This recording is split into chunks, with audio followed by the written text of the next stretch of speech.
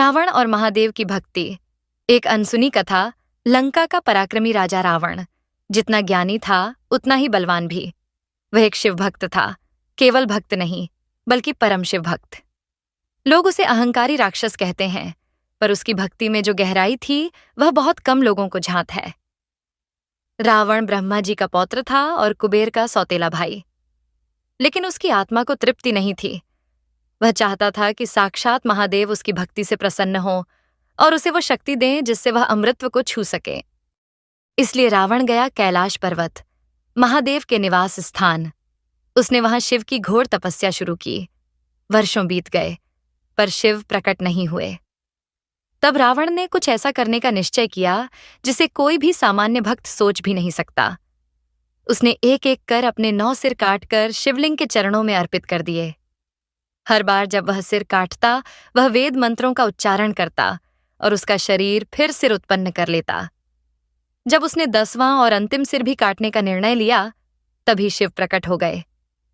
भोलेनाथ मुस्कुराए और बोले, रावण, तू राक्षस कुल में जन्मा, पर तेरी भक्ति असाधारण है।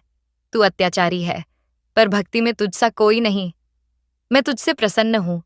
मांग, क्या चाहता है? रावण ने कहा, हे प्रभु, मुझे ऐसा बल और ज्ञान दो कि मैं संसार का सबसे शक्तिशाली और ज्ञानी बन सकूं और आपकी भक्ति जीवन भर कर सकूं।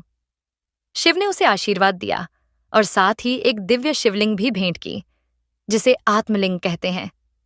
लेकिन एक शर्त रखी, रावण, यह आत्मलिंग जहां भूमि पर स्थापित हो जाएगा वहीं स्थिर हो जाएगा। उसे फिर कोई हिला नहीं सकेगा।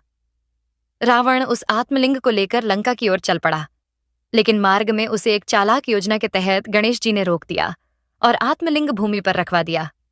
वह स्थान बना गोकर्ण, कर्नाटक। रावण क्रोधित हुआ, पर शिव की आज्ञा के विरुद्ध नहीं जा सका।